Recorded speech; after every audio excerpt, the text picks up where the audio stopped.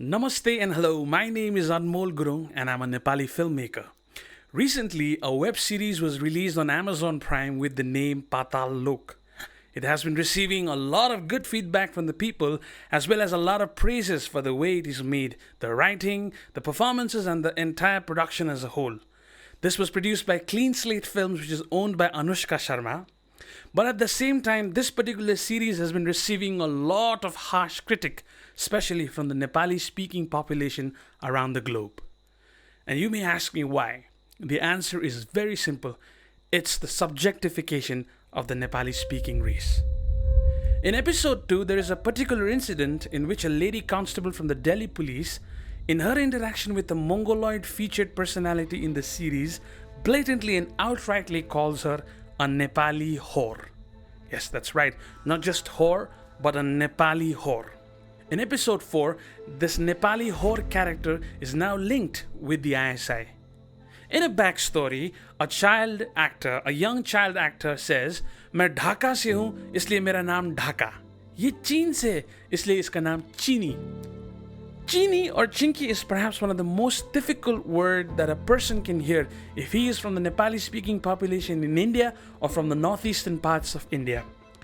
And through the voice of a child actor, the series has now been able to etch it on the minds that people with our facial structures, the people who belong to the northeastern part of India and especially the Nepali-speaking population actually belongs from China. So many times the nation of Nepal has been used only just as a backdrop for the activities of the ISI in Hindi movies, and this particular series seems to be no different. People say that this particular series represents real India, but I beg to differ. I just think it represents the darker side of India. There are so many people who love the Nepali-speaking people living in India in places like Darjeeling, Kalimpong, Kurseong, Siliguri, Duar, Sikkim, Assam, Dehradun, New Delhi, Bangalore, Chennai, Kolkata, Mumbai, and many other places.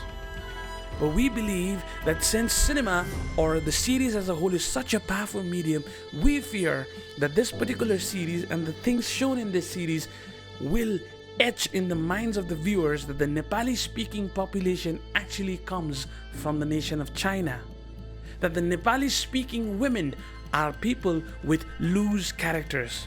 And the Nepali-speaking men are nothing but watchmen.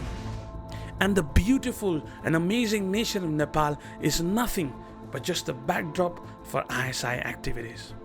यस्तो बेलामा हामी नेपाली भाषा बोल्ने व्यक्तिहरू जो संसारभरि छरिएर बसेका छौँ, how do we respond? How do we as a race, as a culture feel about this?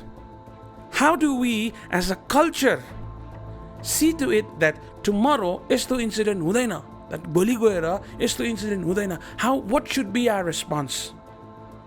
There is so much for us as a culture to learn from this, from the mistakes we have made and from the errors that we need to come together and resolve. So I decided to hold a panel discussion on this very issue with 4 eminent personalities.